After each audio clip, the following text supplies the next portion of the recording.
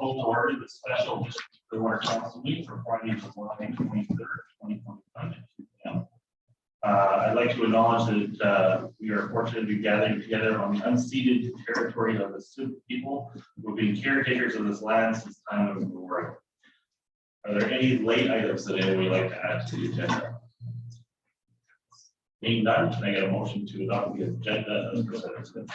Moved by Councillor Herring, seconded by Councillor Frizzle. All those in favor? Leave those on screen. Adoption of the minutes. Any errors or omissions? Seeing none, can I get a mover and a seconder on that? Moved by Councillor Frizzle, seconded by Councillor McKenzie. All those in favor? Moving on to staff reports. Item 10, fire department. Mr. Smith, do you want to make some comments on that? Or I think everybody's got the reports, so we'll just get a mic up here so we don't go through. Would you like me to go through this or just me? So council has the report. Has everybody had a chance to read it? Yeah. On screen? Have you had a chance to read it? Yes. Okay. So does any of council have questions of Mr. Smith? Not seeing any. Hey, look, you're off the hook. So there is a recommendation that the council amends the 2021-2025 5-year financial plan for up to an additional $5,000, including contingency for the purchase of SCBA, not scuba compressor, $40,000 currently approved for the fire department, and the additional funds be withdrawn from the fire department reserve fund, and that council works contract for the SCBA compressor for the fire department to Rocky Mountain Phoenix as per their vote, and that the mayor and chief administrative councilor execute the appropriate documents. That is one thing. Mover and a second on that. Thank you. Seconded by Councillor McKenzie. All those in favor? That passes. You can read on the screen. And then there's a second recommendation, which I'm not going to read through, but it's basically purchase of 12 SBCA units and the what's an RIT kit? So rapid intervention team. So Okay. every time fighters go in the building, within 10 minutes, this team has to be set up. The rescue team basically, this is the equipment they would need to go in and retrieve a downed firefighter. Basically consists of another tank and fittings and a big and a bag to carry with. So You don't have that right now? we do with our current brand of packs. So those are Drager, and then the ones we're wanted to purchase are MSA, so they're not interchangeable. Plus the pressures are different. So old stuff is 2216 psi, the new stuff is 4500 psi. So they're not compatible. That's why we also had to buy the compressor as well this year, because the pressures are different. Is that the gist? What's the gist of it? Yeah. So the second recommendation is there. Moved by Councilor McKenzie, seconded by Councilor Moore. All those in favor, not seeing any more questions on the screen. So you do have a question, just don't. Sorry, you can't hear me there. I think you're getting it. If you have a question, wave frantically or open your mic and say, hey, I've got a question. So those two pass. Backhoe repairs. Another report. Any questions of staff on this one? Or comments? Well, I mean, my comment's going to be, let's get this fixed because we need a backhoe. But then let's start looking at least on the secondary market, if not a new one. And there's some pricing communications in the staff report. And let's get this solved. Councillor Taylor has a question. Yeah, I have a question. Go ahead, Councillor. Thank you. So my question was, do we have a sense for how much time the additional 20,000 investment today will buy us? And without those additional repairs now, does that mean that the backhoe is out of service? Your worship, Councillor Taylor, the amount of time it will buy us is unknown because we need the machine. If we'll get it back on the road, hopefully we get 3 years out of it, maybe more. So there's no guarantee because of it. And what was your other question? Sorry? So my question was, I think we were expecting $10,000 to $12,000 a year in repairs. Has the backhoe been used for something different than normal uses that caused the $40,000 repair, or is it just something additional that broke? Your worship, to Councillor Patrick. From my understanding of the backhoe at that age, there's been very little maintenance done over the years, which is unfortunate. And it's done over the years, a lot of work, and the backhoe that's indicated that fills holes and this stuff. So it was just normal wear and tear, or maybe excessive wear and tear because of lack of maintenance on it. And the age of it does show the problems with it. Okay, thank you. So there is a recommendation the council authorizes a total budget of 41,000, 21, 23 with the additional. Moved by Councilor McKenzie. I was wondering if you wanted to include the looking into a new backhoe. I think we'll wait for further stuff. Okay. Just a couple of options there. So we can probably Apologies, I didn't hear Bill's question. Sorry, Councillor Councillor Herring's question. Whether it was to be, we want to amend that to have staff look to another backhoe or other options for purchasing the next backhoe, but I think we can wait for a further staff report when we're not in a, for September or something like that. Just leave that with staff. Does that make sense? It does. I think my question is, are we throwing good money? Not are we throwing good money after bad, but if we brought forward that decision rather than investing in today's backhoe, I'm just trying to it's kind of like, do you repair the secondhand vehicle, or do you buy? At what point do you just decide to buy the new vehicle? I think that's kind of my question. Like, how do we know we're making that optimal investment of investing now versus bringing forward the decision to invest in an alternative backhoe? My understanding, and I'll get Chris to correct me if I'm wrong on here. We don't fix this. We have a non-functional backhoe at this particular point. So our ability to, we can make the decision to buy something new or something less used, less more, but we need to get this one back functional in order to even sell it, to recoup some of our costs, which is sort of the catch-22. Is it going to spend more? Are we going to spend more money on it? Yeah, in some sense, we're going to be throwing good money after bad, no matter what we do. But I used unfunctioning backhoe is not what the hell a lot of money is. But I'll let staff speak to that.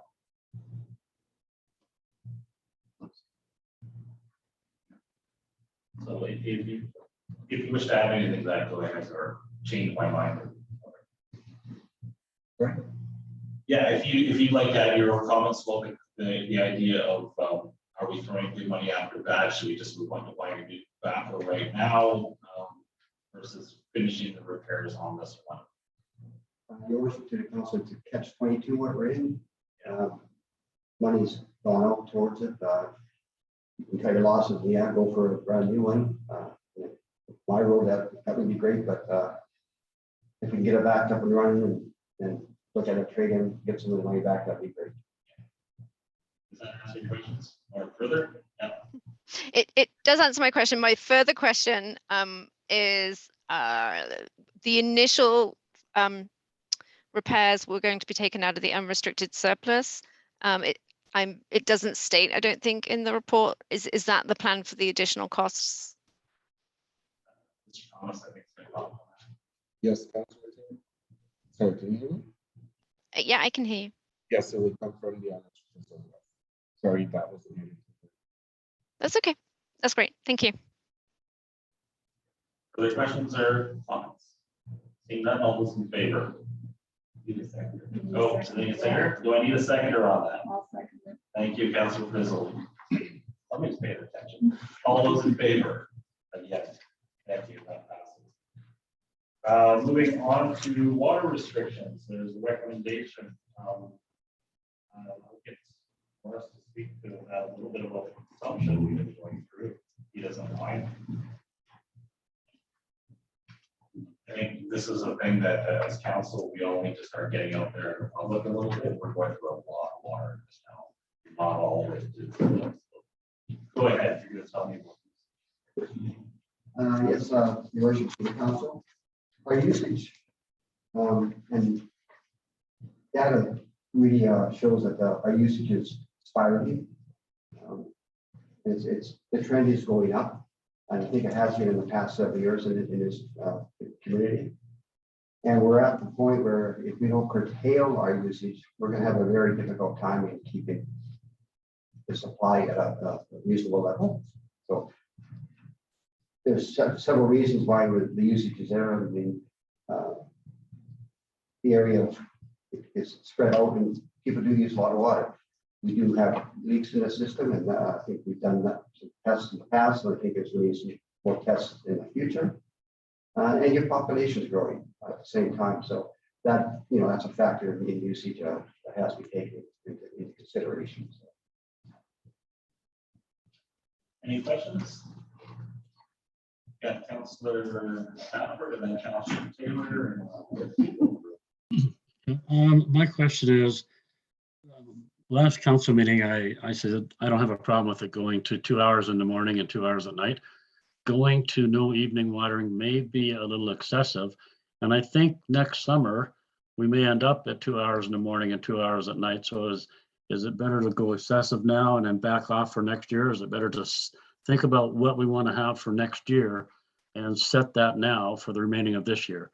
So it's already in place for next year and you don't have another change. People get used to it.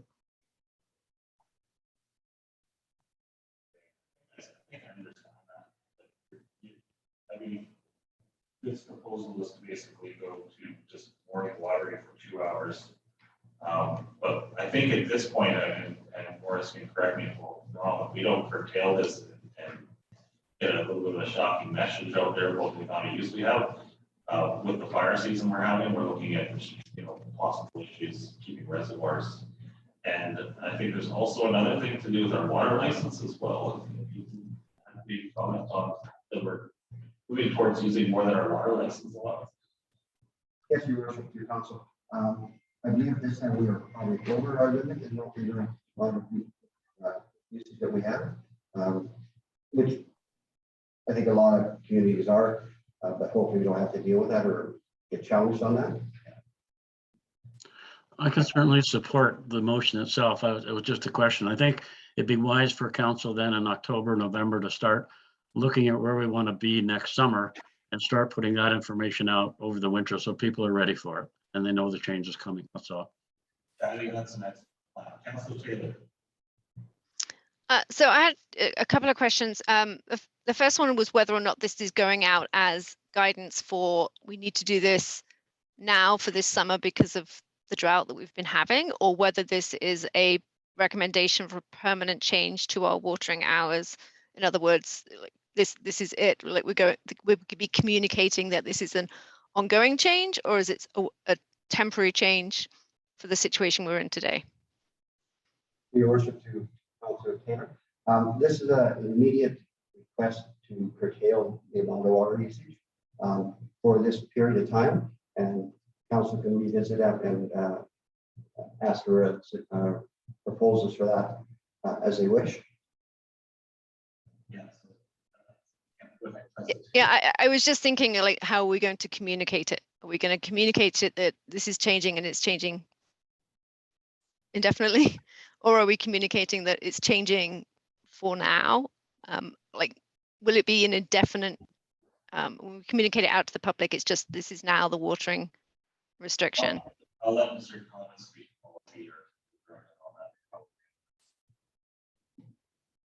I would propose that council consider this a temporary measure until the climate situation changes, because it really affects our intake level. So if we get more precipitation over the next few weeks, and that's a big if, and our intake situation improves, I think council will certainly be looking at And part of communication, I think it's obviously social media and all social networks, etc.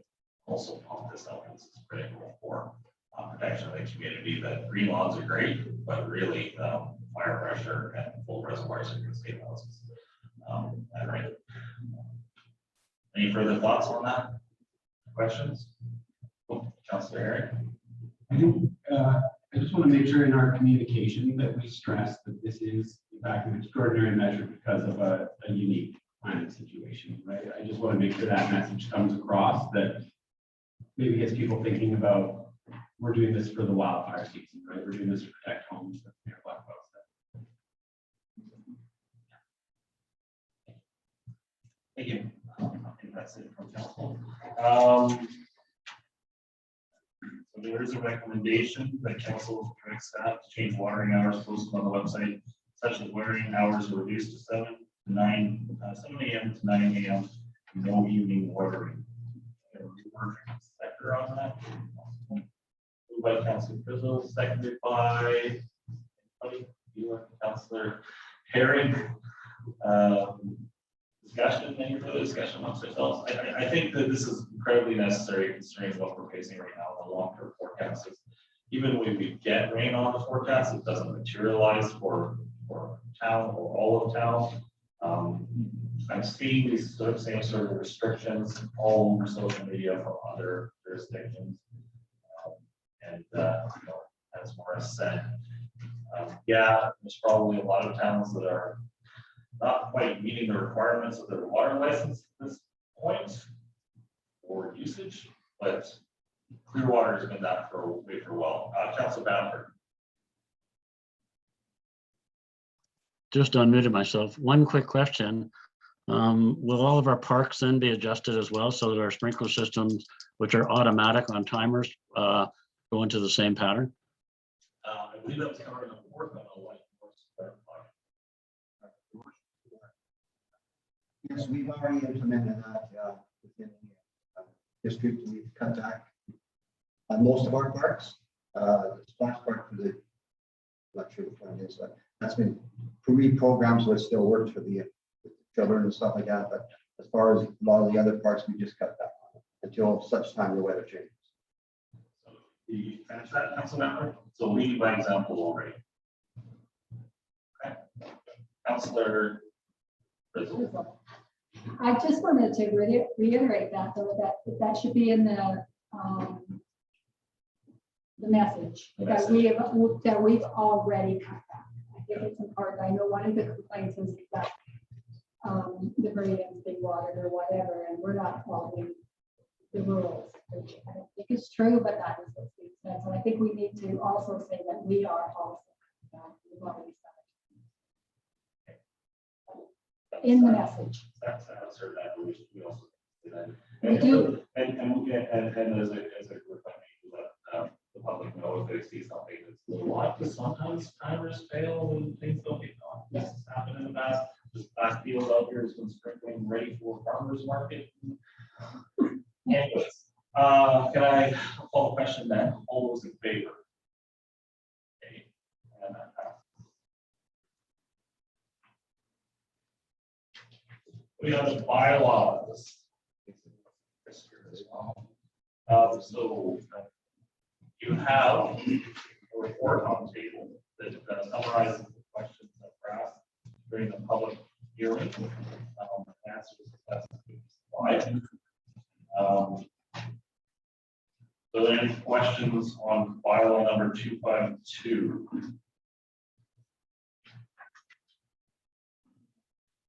I'll give you a little bit of time to digest that. Yeah.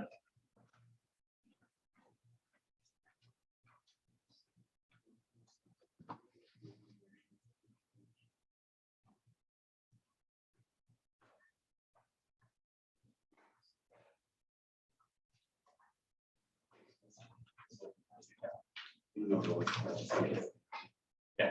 So yeah, I've got this version. So just because this is going to be recorded, I'm just going to read through this report on public hearing, so it becomes part of the recorded agenda. And that's so this is the report from Regina Sajakova, Director of Development Services, working on behalf of the District of Clearwater. rezoning amendment application number RZ 21-03. Official community plan amendment bylaws under bylaw number 252/2021 as well, and zoning amendment bylaw number 253 related to the public hearing. So the purpose stated is on July 13, 2021, and a public hearing was held for bylaws number 252 and 253 in council chambers. As planning staff did not have an audible Zoom connection, we recommended postponing third readings until the hearing minutes were complete and the report was complete. Our purpose here is to summarize and address input received at that hearing, not present new information. So we're not presenting any new information, but basically to clear up some of the questions and complete the information presented at the hearing so that it's accessible to everybody. There are no changes to the application contents or staff recommendations. The following points reiterate information presented in the staff report and then verbally at the July 13th public hearing. Point number 1 on traffic congestion and congestion concerns. The Ministry of Transportation and Infrastructure, MOTI, was referred on this application to provide their expertise. MOTI noted that they are not opposed to the proposal subject to conditions such as no access to Highway 5, maintaining sufficient building setbacks, and maintaining drainage on site. MOTI did not indicate anticipated concerns with respect to traffic or safety from the proposed development. The referral comments were included in the reports, so they were part of the last agenda. As far as servicing and infrastructure, point 2, they have more to do with subdivision rather than zoning, so that will come at a later date. However, it is the developer's cost to bring these to DOC bylaw standard. Council needs to be aware that the servicing standard was to be reduced or waived, a public application process, i.e. the development variance permit is necessary. So we go to another, that we brought forward to another meeting like this. Fire flows must be achieved at the developer's expense, both on-site and off-site, as required by District of Clearwater bylaw number 168, as well as another subdivision servicing, for sewer and water upgrades, street lights, sidewalks, and roads, etc. under bylaw 111. For example, the developer cannot achieve required flow for 80+ lots, and may propose fewer lots, therefore just another house of the service flow for each. To achieve required flow and are applying for a variance to council. The developer may apply to waive construction of sidewalks that would develop its various permit trigger, which would be triggered from the process. Whereas owners and occupiers within a 100-meter radius of the lots would be notified. They would have another opportunity to bring this over our time. Further, any cost sharing that the council approves for off-site infrastructure upgrades needs to go through a public process as it is taxpayer funded. DCC monies may be allocated to cost share with the developer. If the works in question are on the DCC project list, allocating this funds to cost share with the developer for off-site upgrades and new works is a political decision that council is charged with making. On-site infrastructure cannot be cost shared by council, as that is a benefit to a business. Concern was expressed regarding approval of a subdivision that comprises interests of future developments or compromises interests of future development. This is a factor to consider at time of subdivision. While it is very important and must be procedurally fair, it should not play a part in land use applications. And concerns on council receiving public input. One member of the public expressed concern that representations will not be received by council after the public hearing is closed. Public submissions have an expressly set deadline in the notices of newspaper advertisements. This was a standard protocol for all rezonings and meets the requirements of the Local Government Act. So because we did the public hearing, everything had to be in by that deadline. We, even in the course of doing the public hearing, we have to turn our phones and stuff off so that we can't receive any accidental text messages once decision after the start of the public hearing. So nothing can be received by the public or any other way. Item 4, environmental consultation with the Ministry of Forest, Lands. Alphabet Soup Ministries. As the subject lands have neither water courses nor environmentally sensitive areas, environment is not referred to in this application. So that's the report. Comments, thoughts of council? If not, I get somebody to move bylaw number 5 to. I'll move that it should be read for time.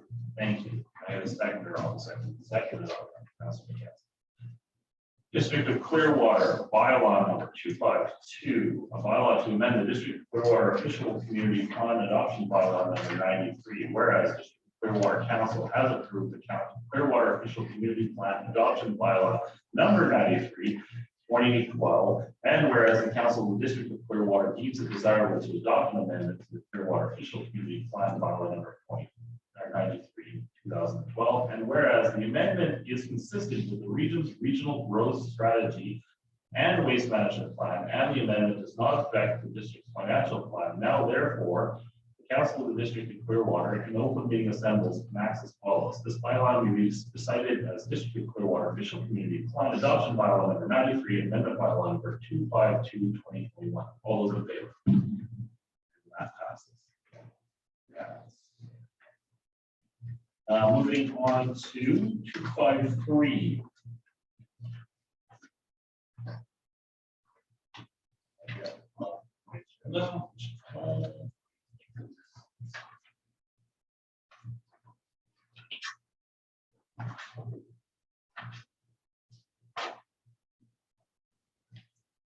So bylaw number 253 is the zoning amendment bylaw. Any questions? Mover and a seconder then on this one. Moved by Councilor Frizzle. Seconded by Councilor Taylor, seconding it. Thank you. Here we go. The District of Clearwater bylaw number 253, 2021, a bylaw to amend the District of Clearwater zoning bylaw number 133, whereas application number RZ-21-03 for amending the zoning bylaw number 133 has been made, and whereas the desirable changes in uses of land have been considered, and whereas the zoning amendment conforms to the District of Clearwater official community plan, now therefore the Council of the District of Clearwater assembles and acts as follows. This bylaw may be cited as District of Clearwater zoning bylaw number 133, amendment bylaw number 253. All those in favor? That passes. Reading there. Moving on to page 3. We have no correspondence. We have no notice of motion. No other business. Comments from the public. Seeing none. We do not have an in-camera meeting. Motion to adjourn. Thank you, Councilor Frizzle. Thank you, everyone, for making this special meeting. Have a good afternoon and a good weekend.